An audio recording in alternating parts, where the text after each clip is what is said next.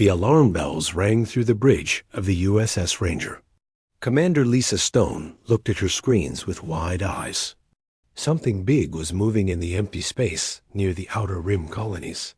The sensors showed a massive ship, but it was not moving. Like a normal vessel, it was just drifting. "What do we have, Kelly?" Lisa asked her sensor officer. Officer Kelly Brooks checked her readings twice before answering. "Ma'am, it's a battleship. A big one. But there's something strange about it. The ship is completely dark. No power signals, no life signs, nothing." Lisa moved closer to the main screen. The image was fuzzy, but she could make out the shape of a huge warship. It looked familiar, but that was impossible. "Can you get a better look?" Kelly worked her controls. The image became clearer. Lisa felt her heart stop. She knew that ship. Every person in the human fleet knew that ship. "That's the USS Valkyrie." She whispered. The bridge went silent. Everyone knew the story of the Valkyrie. It was the most famous ship in human history. During the First Contact War with the alien Zephyrians, the Valkyrie had been humanity's greatest weapon. Captain Jake Morrison had commanded the ship with skill and courage. The battleship had destroyed entire alien fleets by itself.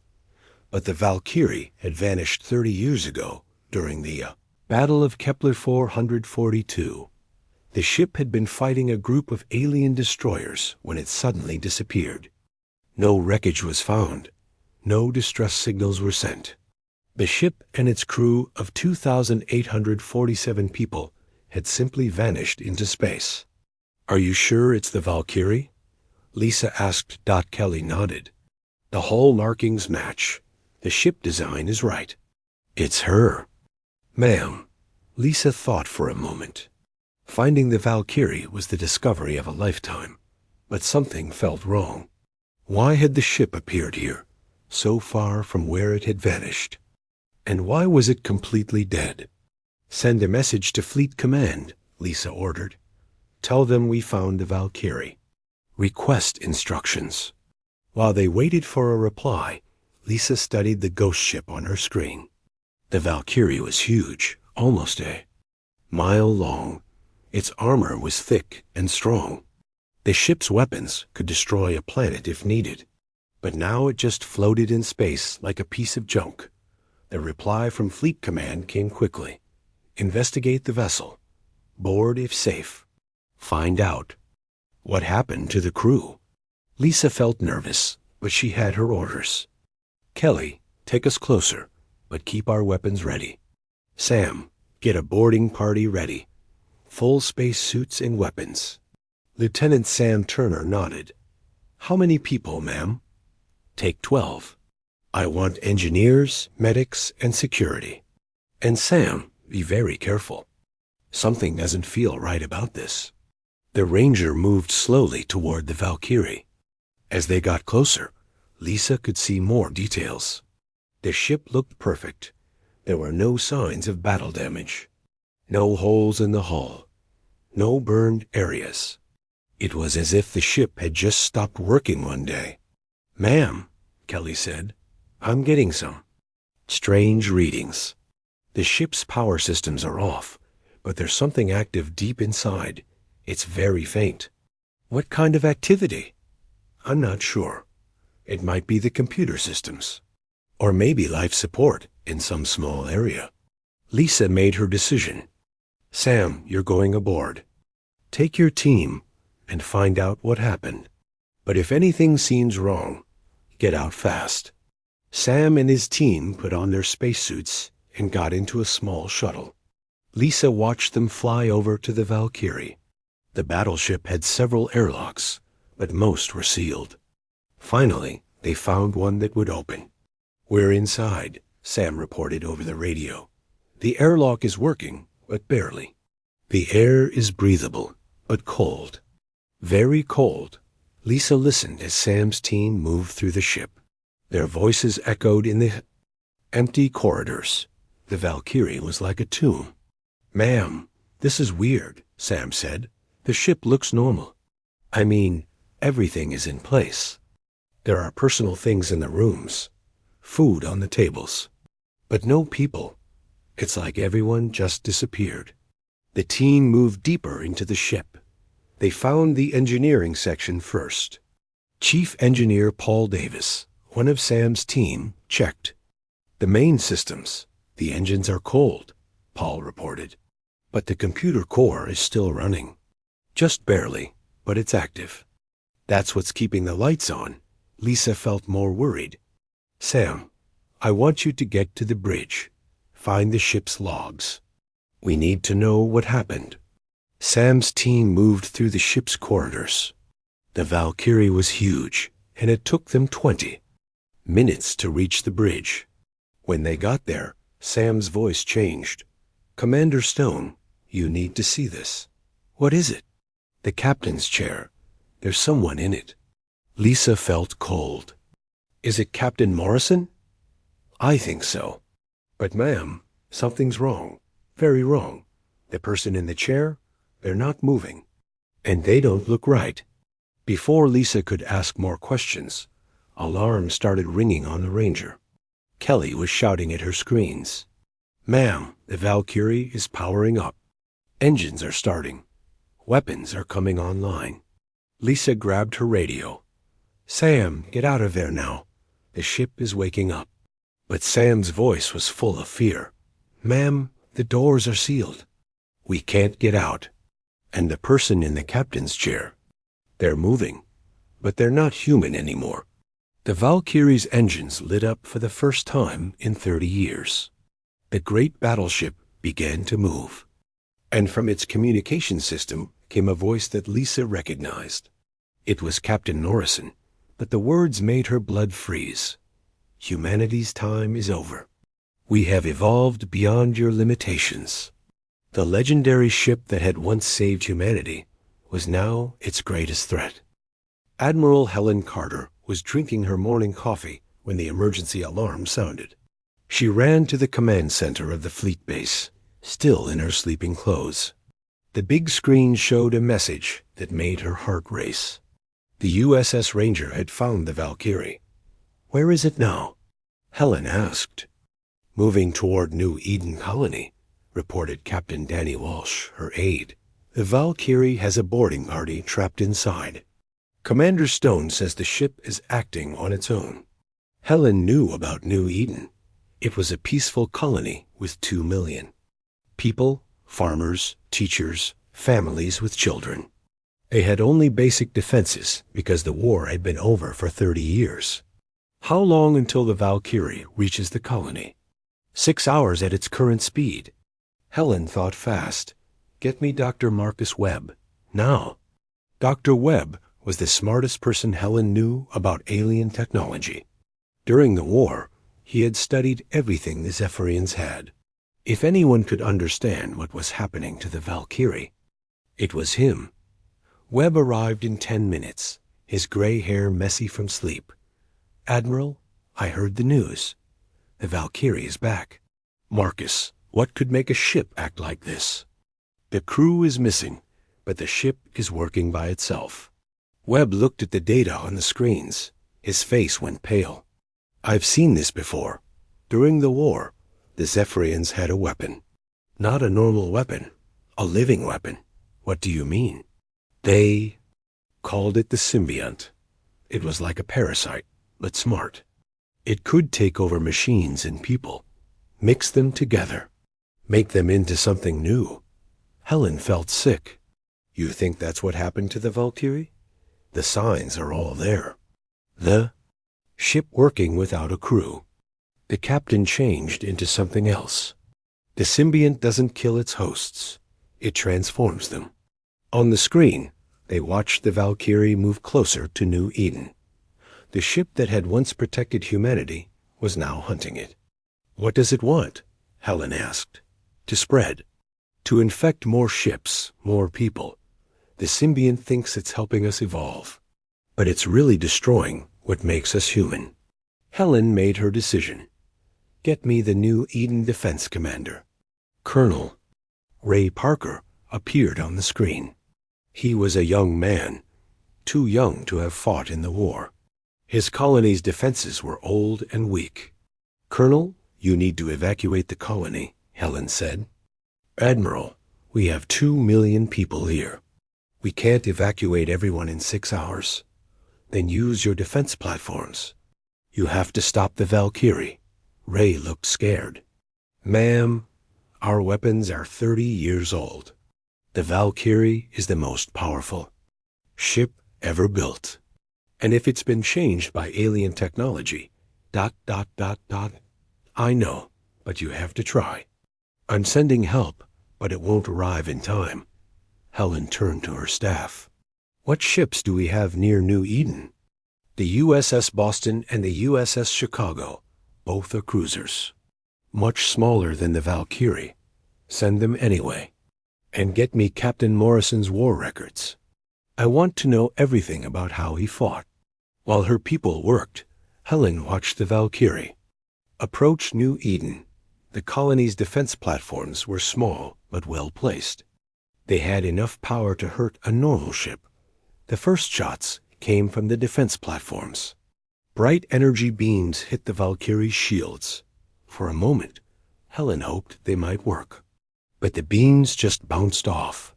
The Valkyrie's shields were much stronger than before. The battleship's return fire was devastating. Each shot destroyed a defense platform completely. In 5 minutes, New Eden had no defenses left, but the Valkyrie didn't attack the colony. Instead, it moved into orbit and began sending signals into deep space.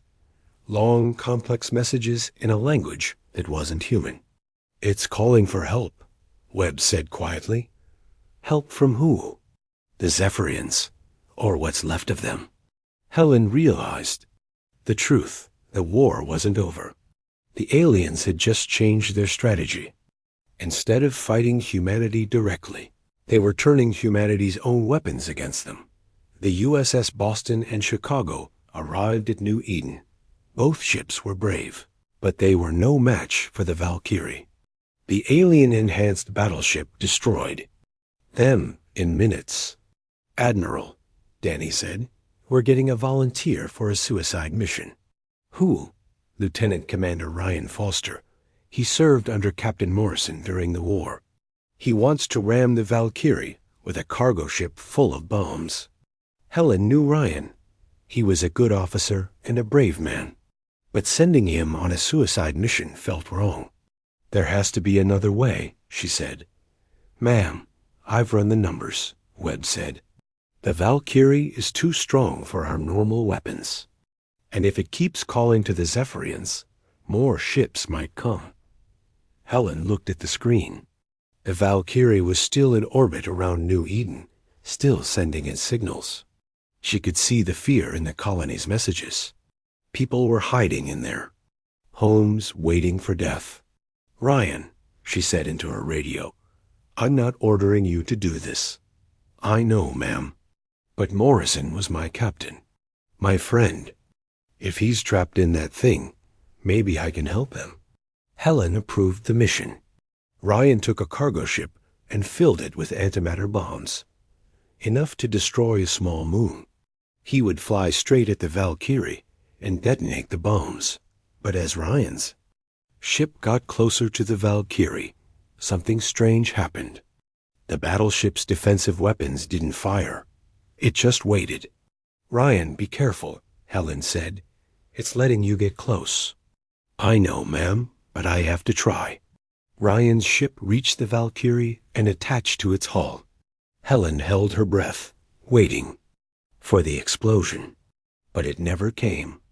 Instead, Ryan's voice came over the radio, but it sounded different. Wrong. "Admiral Carter, this is Ryan Foster. I'm inside the Valkyrie. You need to see what I've found. The crew isn't dead. They're still here, but they've been changed. And they want to change us too." Helen felt cold fear. The Valkyrie hadn't been destroyed. It had gained another victim. And now it was stronger than ever. Ryan Foster and his team moved through the dark corridors of the Valkyrie. The ship felt alive, but in a wrong way. The walls seemed to pulse like a heartbeat. Strange lights flickered in patterns that hurt to look at. "Stay close," Ryan whispered. To his men, "Something's not right here." They had docked with the battleship through a small maintenance port. The Valkyrie could have stopped them, but it didn't. It wanted them inside. Sergeant Mike Collins, Ryan's demolition expert, carried the remote detonator for their bombs. "Sir, should we set the charges now?" "Not yet. I want to understand what happened here first." They moved deeper into the ship. The corridors were the same as Ryan remembered from 30 years ago, but different too. Metal walls had organic growths on them. Cables hung from the ceiling like vines. And everywhere there was a soft humming sound. "Look at this," said Corporal Amy Reed, their medic. She pointed to a wall panel. Inside the metal, they could see something moving, something alive. "The ship is infected," Ryan said. "The alien parasite has taken over everything." They found the first crew member in the mess hall. At first, Ryan thought it was just a person sitting at a table. But as they got closer, he saw the truth. The man was connected to the ship by cables that grew from his skin. His eyes were closed, but his mouth moved in silent words. "Is he alive?" Amy asked. "I think so. But he's not human anymore." More crew members were found throughout the ship. All of them were connected to the Valkyrie by organic cables. Their bodies had been changed, improved in some ways. They were stronger, faster, but they were no longer free. They're all part of the ship's mind now, Ryan realized. The parasite has made them into living computers. The team reached the ship's data center. Here, the transformation was complete. The computers and the crew had merged into one giant brain. Screens showed information in languages that weren't human, but Ryan recognized some of the patterns. "This is Zephyrian technology," he said. "The parasite is using the crew to understand our ships, our weapons, our colonies." They found Captain Morrison's personal logs in a secured section. The recordings showed what had happened 30 years ago. Morrison had discovered a Zephyrian research station on a dead planet. Against his crew's warnings, he had ordered them to board the station. "Captain, the readings are off the charts," his science officer had said in the recording. "This place is dangerous. We need to understand their technology," Morrison had replied. This could end the war, but the research station was a trap. The Zephyrians had left their ultimate weapon there, waiting for humans to find it. The symbiont had been sleeping for years, but it woke up when the humans arrived. The final log entry showed Morrison's last moments as a human. His face was twisted in pain as the parasite entered his body. "It's in my head," he gasped. "It's changing me. I can feel it learning everything I know." Ryan felt sick watching the recording. Morrison had been a good man, a hero. But his curiosity had doomed his ship and crew. "Sir," Mike said, "we should plant the bombs now, before this thing spreads." But before Ryan could answer, the ship's speakers came alive. A voice spoke to them. It was Morrison's voice, but not quite right. "Ryan Foster, I remember you. You were a good officer, a loyal friend." "Captain Morrison?" Ryan called out. "Are you still in there?" "I am still here. But I am also more than I was. The symbiont has shown me the truth. Humanity is weak. Divided, we fight each other instead of working together." "That's not true, sir. We're stronger when we're free." "Freedom is chaos. The symbiont brings order, unity. I have seen what we can become." The walls around them began to change. The organic growths spread faster, reaching toward Ryan's team.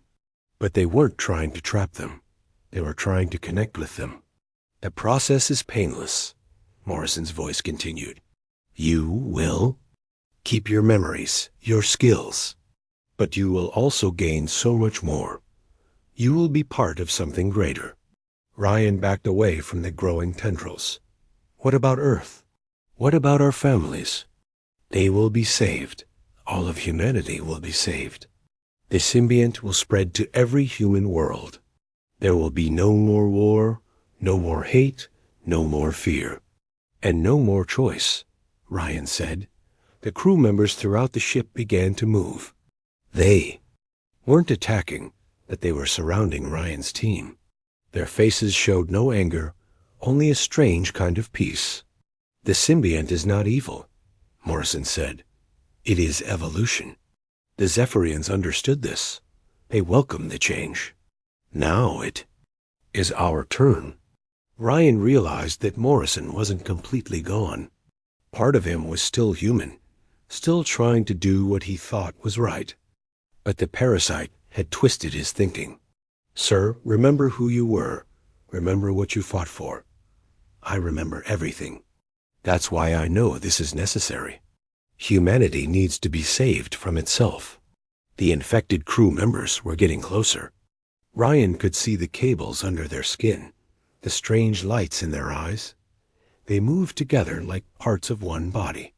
Mike, prep the charges, Ryan whispered, but Mike was staring at one of the crew members. Sir, that's Lieutenant Harris. He was my friend during the war. Harris looked at Mike with recognition. Mike Collins. You were always afraid of heights, but you climbed the communications tower on Centauri Prime to save our mission. You remember. Me? We remember everything. Every friendship, every moment of joy, every act of courage. But we also remember the wars, the hatred, the pain. The symbiont ends all of that. Ryan saw his team wavering. The infected crew wasn't trying to scare them. They were trying to convince them. And in a way, their arguments made sense. Sir, Amy said quietly, maybe they're right. Maybe this is better. No, Ryan said firmly. Being human means making choices. Even bad ones. That's what makes us who we are.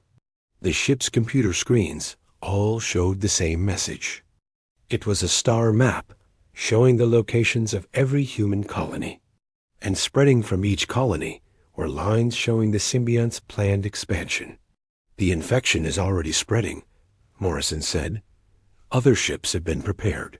The process will be complete within 1 year. Ryan felt his heart sink. The Valkyrie wasn't the only infected ship. The parasite had been planning this for decades. Captain, if there's any part of you that's still human, you have to help us stop this. I am more human than I ever was, and I'm trying to save our species. The infected crew members reached out their hands to Ryan's team. Their touch would begin the transformation. Ryan had to make a choice. Set off the bombs and kill everyone. Or try to find another way. There is another option, Morrison said, as if reading his thoughts. Join us willingly. Help us make the transition peaceful. Your knowledge of fleet operations would be valuable. Ryan looked at his team. They were all looking at him, waiting for orders. The infected crew was waiting too. Even the ship itself seemed to be holding its breath. I need time to think, Ryan said. Time is something we have plenty of, Morrison replied. The symbiont is patient. It has waited millions of years to find the perfect host species. It can wait a little longer, but Ryan knew he couldn't wait. Every moment he delayed, the parasite grew stronger. And somewhere out there, other infected ships were moving toward human colonies. He had to find a way to stop the symbiont. But first, he had to survive the next few minutes. Back at Fleet Headquarters, Admiral Helen Carter watched her screens with growing fear. 3 more battleships had gone dark. The USS Intrepid, USS Defiant, and USS Sovereign had all stopped responding to communications. Ma'am, all 3 ships are changing course, reported Captain Danny Walsh. They're heading for different human colonies. Helen felt sick. How is this possible? Those ships were inspected regularly. Dr. Webb looked at the data with tired eyes. The symbiont is smarter than we thought. It didn't just infect the Valkyrie. It planted seeds in other ships during the war. Seeds that have been sleeping for 30 years. What kind of seeds?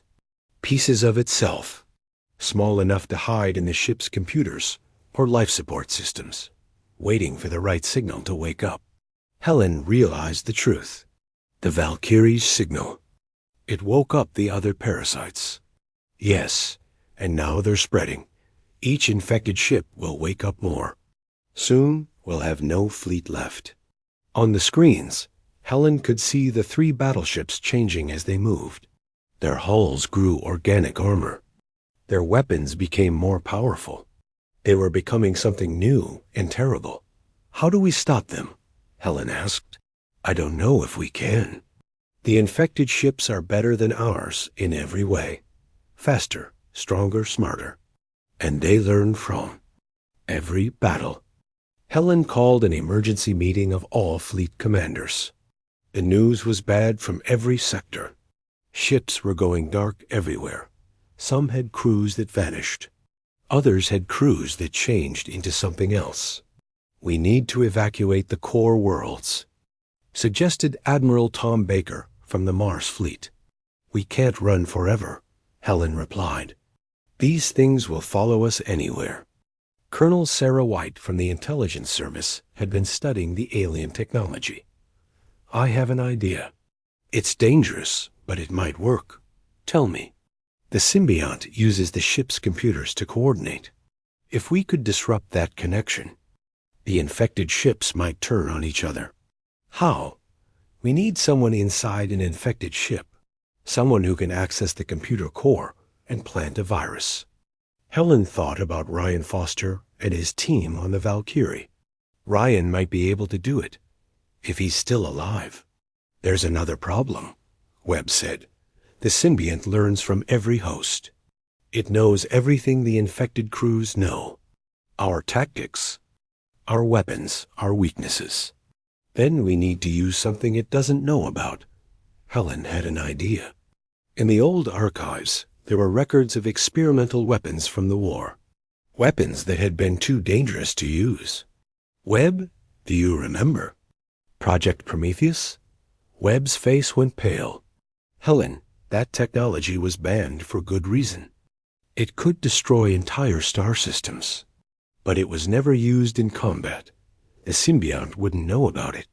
Project Prometheus had been a weapon that could cause a ship's power core to explode in a controlled chain reaction. It had been tested. Once on an uninhabited world. The explosion had cracked the planet's crust. If we use that weapon, we'll kill everyone on the infected ships, Helen said. Including Ryan's team? I know. But if we don't, the symbiont will spread to every human world. Helen made the hardest decision of her life. Prepare the Prometheus device. But first, let me try to contact Ryan. Maybe he can find another way. She sent a coded message to the Valkyrie, hoping Ryan would receive it. The message was simple. Find Morrison. He might still be human enough to help. On the Valkyrie, Ryan got the message. He was still surrounded by infected crew members, but they weren't attacking. They were waiting for him to make a choice. Captain Morrison, Ryan called out. I need to speak with you. Alone.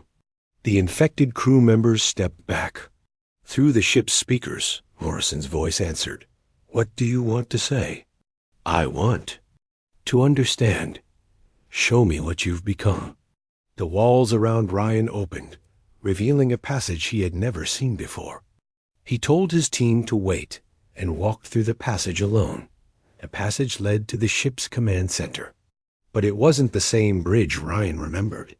It had been transformed into something organic. Cables and tubes ran everywhere. And in the center, connected to everything, was Captain Morrison. Morrison's body had been changed by the symbiont.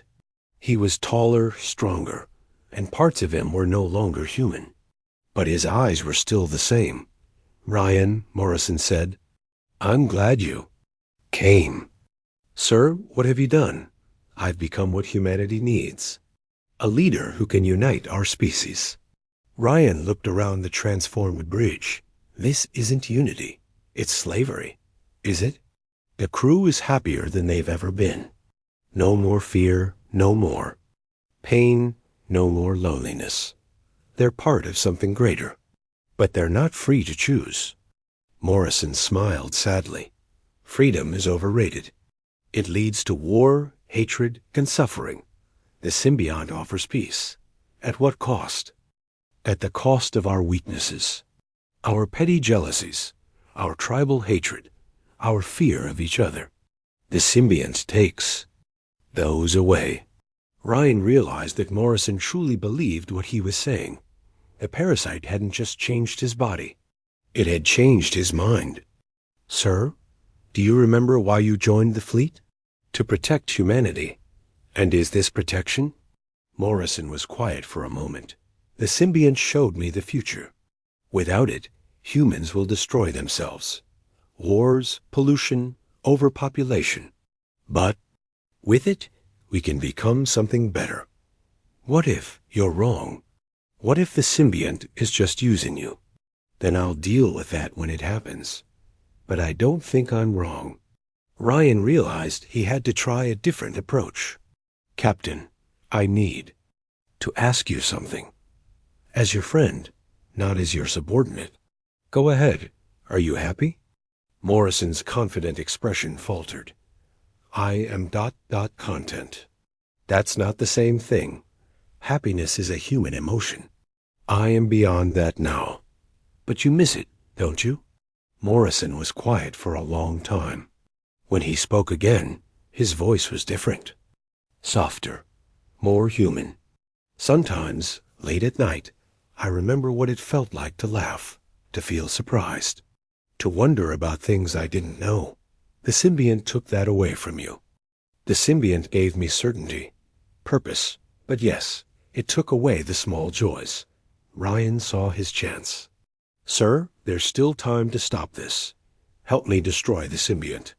Morrison's expression hardened again. I can't do that. Too many people depend on me now. The crew, the other infected ships, the colonies that will be saved. They're not saved. They're prisoners. They're protected. Ryan realized he couldn't convince Morrison with words. The captain was too far gone. But maybe he could reach the part of Morrison that was still human. Sir, I'm going to set off the bombs. When I do, this ship will be destroyed. You can stop me or you can help me. Morrison looked at Ryan with sad eyes. I can't let you destroy the ship, but I won't stop you from trying. What does that mean? It means you have 5 minutes before the security systems activate. Use them wisely. Ryan ran back to his team. They were still surrounded by infected crew members, but the crew wasn't moving. Mike, set the charges. We have 5 minutes. But as Mike reached for the detonator, the ship's alarms began to sound. The 5 minutes were up. Sir, Amy said, something's happening outside. Through the ship's windows, they could see other vessels approaching. More infected ships, coming to defend the Valkyrie. Ryan realized that even if he destroyed the Valkyrie, the other ships would continue the symbiont's mission. He needed a different plan. Captain Morrison, he called out, I have a proposal. The final battle began in Earth's orbit. The infected ships arrived like a dark fleet of nightmares. The Valkyrie led them, followed by the Intrepid, Defiant, and Sovereign. Each ship had been transformed by the symbiont into something more powerful than before.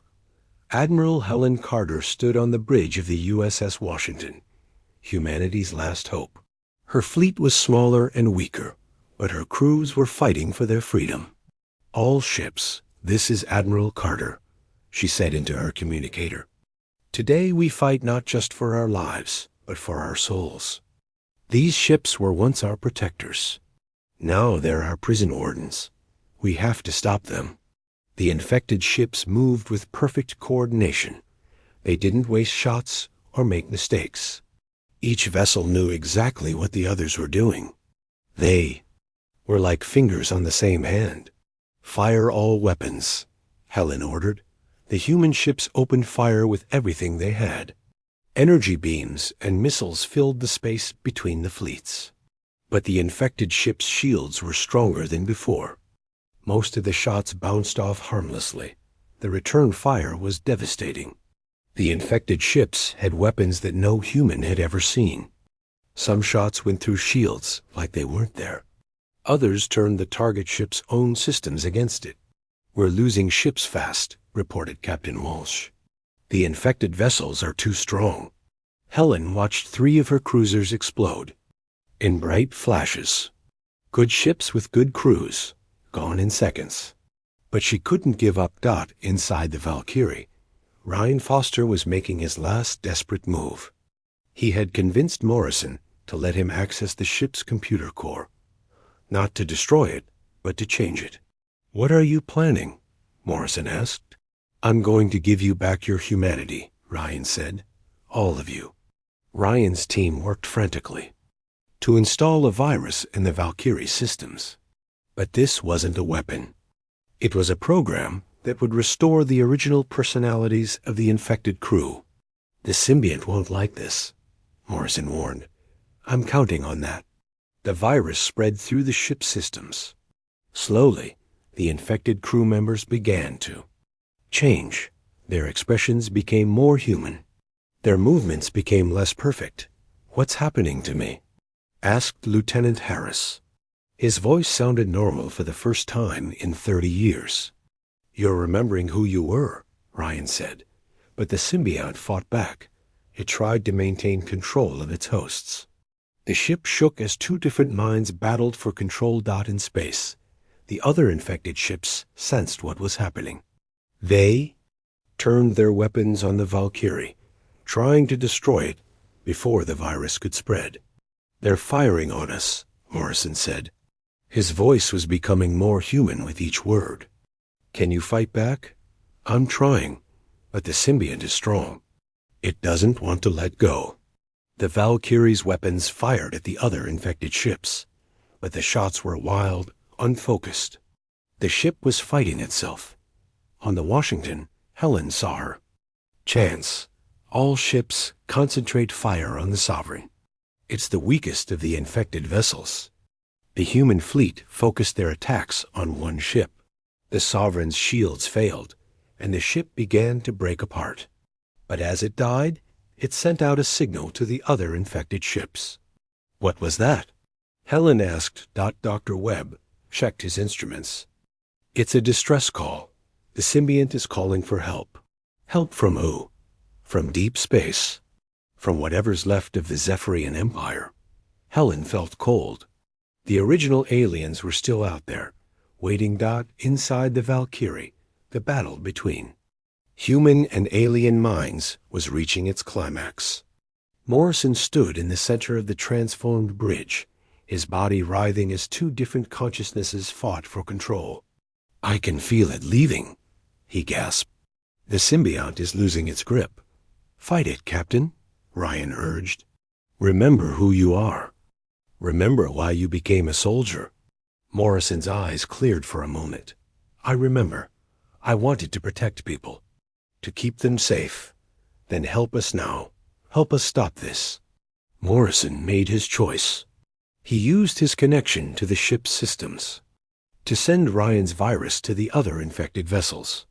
The signal went out like a wave, carrying the cure to every ship in the fleet. The effect was immediate. The infected ships began to turn on each other as their crews remembered their humanity. The perfect coordination was broken. Chaos replaced order. The Intrepid fired on the Defiant. The Defiant returned fire. Both ships had crews that were fighting for control of their own bodies. "It's working," Helen said from the Washington. "The infected ships are fighting each other." But the victory came with a terrible price. The human crews on the infected ships were trapped in the middle of a battle between their human selves and the alien parasite. Many were dying as the 2 minds tore each other apart. "We have to help them," Helen said. "There's no time." Webb replied, "Look at the long-range sensors." Helen looked and saw her worst fear confirmed. Ships were coming from deep space. Alien ships. The Zephyrians had heard the symbionts call for help. How many? She asked. 50? Maybe more. They'll be here in an hour. Helen realized that even if they defeated the infected human ships, they would face a fresh alien fleet. A fleet that had been preparing for this moment for 30 years. On the Valkyrie, Morrison was making his final sacrifice. He used his connection to the ship's power core to overload the reactor. "What are you doing?" Ryan asked. "What I should have done 30 years ago," Morrison replied. "I'm destroying the symbiont source. If the Valkyrie dies, the parasite loses its strongest host. You'll die too. I died 30 years ago. This is just finishing the job." Morrison's sacrifice worked. The Valkyrie's reactor began to overload. But instead of just destroying the ship, the explosion created a chain reaction. The energy waves spread to the other infected vessels, destroying their symbiont parasites. One by one, the great battleships exploded in brilliant flashes. The Intrepid, the Defiant, the Sovereign, and finally the Valkyrie itself. Each explosion lit up the darkness of space. Ryan and his team escaped in their shuttle just before the Valkyrie died. They watched the great ship burn as it fell toward Earth's atmosphere. "Did we win?" asked Mike Collins. "We stopped the symbiont," Ryan said, "but the real war is just beginning." The alien fleet arrived an hour later. 50 Zephyrian ships, each one deadlier than anything humanity had faced before. They had been watching and waiting, learning from the symbiont's experiences. Admiral Carter prepared for the fight of her life. Her fleet was battered and weak, but they were still free, still human. "All ships, prepare for battle," she ordered. "We've fought these aliens before. We can do it again." The battle that followed lasted for days. The Zephyrians were stronger and smarter than before, but they had made one mistake. They thought that destroying the symbiont would make humans weaker. Instead, it made them stronger. The human crews fought with a desperation and courage that the aliens couldn't understand. They fought for their freedom, their families, and their right to remain human. In the end, humanity won. But the cost was terrible. Half of Earth's fleet was destroyed. Thousands of brave men and women died in the cold vacuum of space. Helen Carter stood in the ruins of the fleet headquarters, watching the last alien ship burn up in Earth's atmosphere.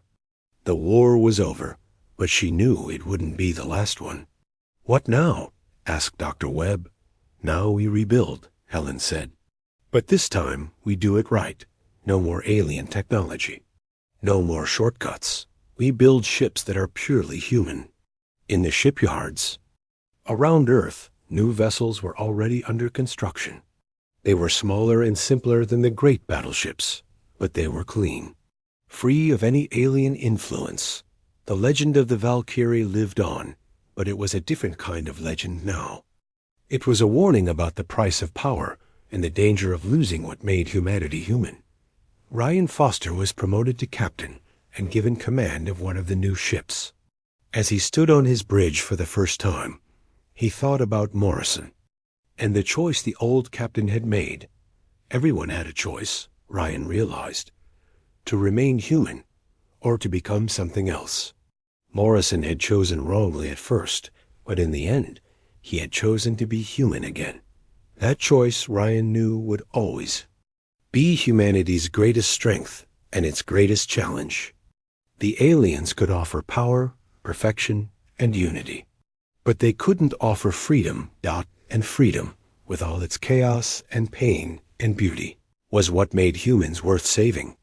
The stars stretched out before Earth's new fleet, vast and full of unknown dangers, but humanity would face them as they always had, together but free. Imperfect, a human. The war was over. The legend was complete, and humanity had survived another test of what it meant to be free.